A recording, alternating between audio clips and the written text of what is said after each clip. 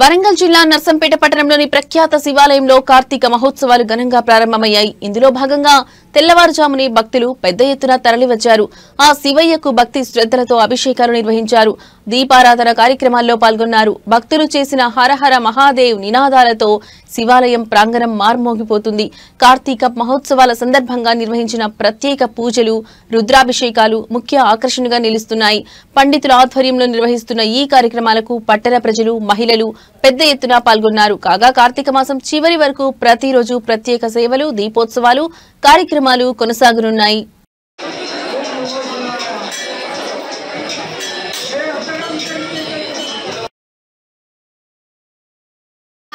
మరియు కార్తీక పౌర్ణమి శుభాకాంక్షలు.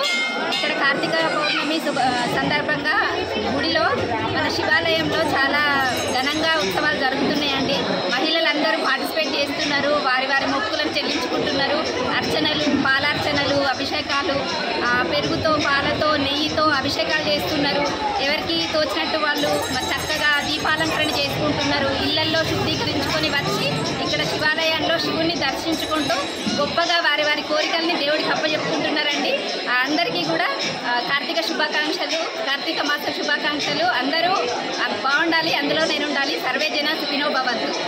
స్వామి గుడిలో ఈరోజు కార్తీక పౌర్ణమి సందర్భంగా భక్తులు అలాగే అందరూ కూడా ఎంతో భక్తి శ్రద్ధలతోటి పూజిస్తూ శివుణ్ణి ఆరాధిస్తూ ఈరోజు ఎంతో వచ్చినటువంటి ఈ యొక్క కార్తీక పౌర్ణమి సందర్భంగా భక్తులు అనేక మంది మహిళలు, పురుషులు అందరూ చిన్న పెద్ద అనే తారతమ్యం లేకుండా అందరూ భక్తితో పూజిస్తూ ఇక్కడ ఒక ప్రాశస్త్యం ఉన్నది. ఇక్కడ ఈ యొక్క శివాంజనేయ స్వామి గుడిలో మొక్కుకుంటే అన్నీ కూడా కోరికలు అనేది తీర్చేయన్న ఒక దానిలో భాగంగా అందరూ ప్రతి ఒక్కరు కూడా కొన్ని వేల మంది, వందల మంది మొదలైన దీపాలు పొద్దున్నే లేచి స్నానాలు చేసి శుభ్రం చేసుకొని దేవుని కార్తీక